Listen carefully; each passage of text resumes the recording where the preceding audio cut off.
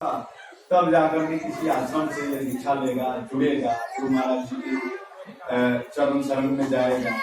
तो अभी तो भाई बच्चे का है, अभी खेलने कूदने दिया। फिर बच्चा बोल रहा है, वो ए लड़के चुपचाप।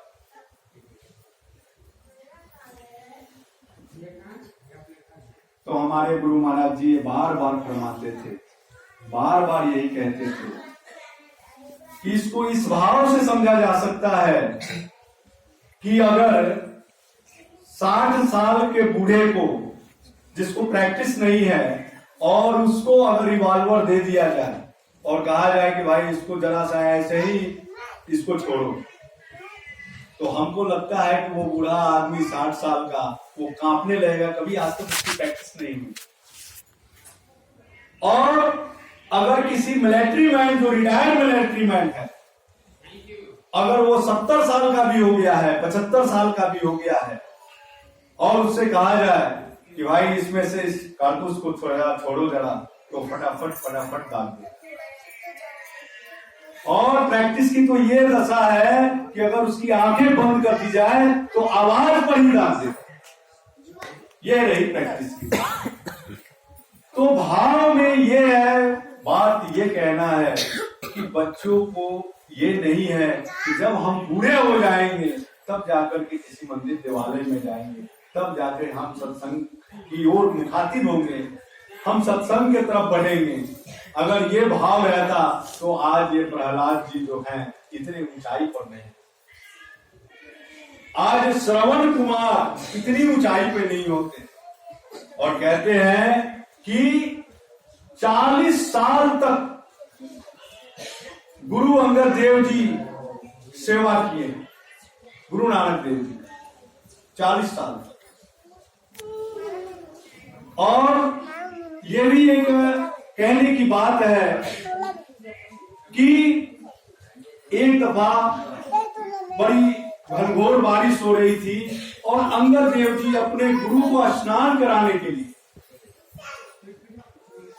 12 कोस जमीन जाते थे और एक घड़ा लेके जाते थे सरयू में गंगा तट पर, और वहां से जाकर के उस घड़ा में पानी लेके आते थे और सीधे मुख जाते थे और उल्टे से आते थे। ये बात थी उनकी। और आ करके और गुरु को स्नान कराते थे। तो एक दिन क्या हुआ कि पास के पड़ोसी ने एक गड्ढा सा खोल दिया था, और गड्ढा जब खोल दिया था तो बेचारे अंगद देव जी उसमें जाकर गिर गए। अब गिर गए तो बड़ा उनको तो, लेकिन उस घड़े को गिरने नहीं, इतनी श्रद्धा थी गुरु में, उस घड़े को नहीं गिरने दिया। अपने को चोट लगा तो लगा, उस घड़े को नहीं गिरने दिया। और जाकर के तो आस पास के पड़ोसियों ने कहा कि अरे इसका गुरु कैसा बागिला है, अपने बच्चों पर ध्यान भी नहीं देता। अरे देखो इतनी बूढ़ी कब से सेवा कर रहे हैं, इस उम्र में भी खाली 2 रोटी के लिए, क्या 2 रोटी खाने के लिए, क्योंकि अब इसमें बेचारा जाए तो कहाँ जाए। और गुरु ऐसा है जो ध्यान ही। और कहते हैं कि जिस दिन गुरु नानक देव जी को ये पता चला और अंगद देव जी को सिंहासन पर बिठा ताकि बैठ बैठे अब तुझी सिखाए। और ऐसा नहीं था, गुरु नानक देव जी के 2 पुत्र भी थे, ये सभी जानते हैं कि उनके 2 लड़के भी थे। और कहते हैं कि देखिए जो उस गुरु की याद में तपता है, जो गिरता रहता है, जो उनके चरण शरण में लगा रहता है, वही पाता है।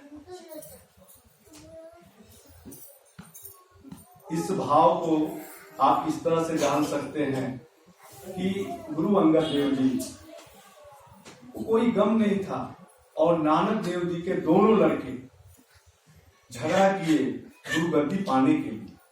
गुरु गद्दी पाने के लिए नानक देव जी के दोनों लड़के ने झगड़ा किया। और यही नहीं, ये सिलसिला यही नहीं थमा, अंगद देव जी के भी 2 लड़के थे, उनके भी 2 लड़के थे, गुरु रामदास जी के भी 2 लड़के थे। और सबने उस गुरु गद्दी पाने के लिए एक से एक जोर लगाया। अब अंगद देव जी के दोनों लड़के,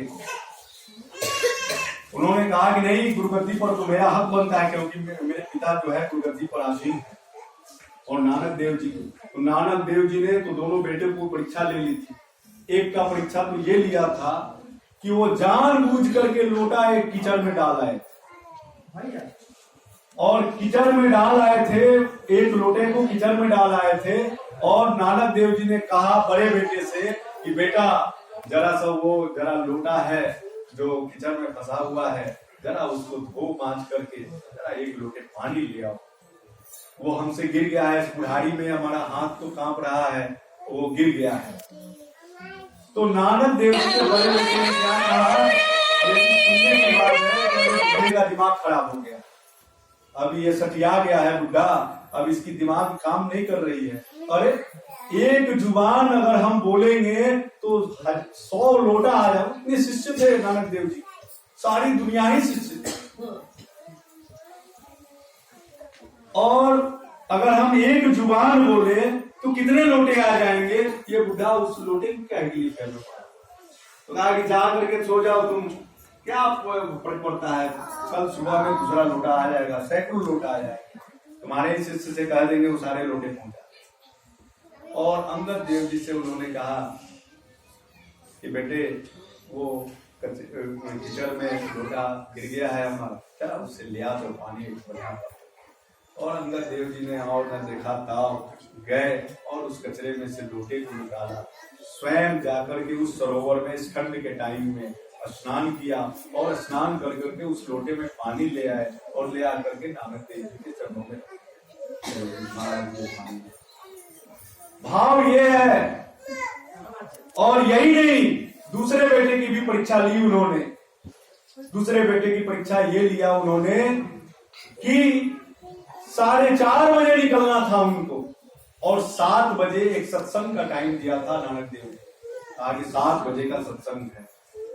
और उन्होंने उस ठंड के टाइम में अपने छोटे बेटे से कहा कि बेटा हमारे पास चोले नहीं है, काफी कई दिनों से पहन रखा है, ये बड़ा गंदे हो गए हैं, अभी जाओ और जा करके इसे तालाब में इसे खोल करके, और नदी या तालाब होगा जिस टाइम में जो भी होगा, वहां धो करके सुखा करके, और 4 बजे सुबह से पहले लेके चले। छोटे बेटे ने कहा कि पिताजी क्यों चिंता करते हो, सारे चोले आ जाएंगे, तुम क्यों चिंता करते हो, और इस रात में तुम कह रहे हो कि जाओ और जा करके और चोले धोल करके और सुखा करके ले आओ। एकदम पागल जैसा स्थिति हो गई है, कभी कुछ कहते हो कभी कुछ कहते हो, पता नहीं तुझे क्या हो गया है, और क्यों गुरुगद्दी पर बैठे हो, हमको तो ये भी समझ में नहीं आता। ये बोझ मुझे क्यों नहीं देते, मैं बैठ जाता है? तुम तो बावरा सा हो गया है, तुम तो एकदम बिना दिमाग का आदमी हो गया है। छोटे बेटे ने बड़ा ही, अब ये देखिए बेटे का जुबान, और नानक देव जी जैसे सच्चे सदगुरु के पास ये बातें कहना कितना अजीब सा लगा।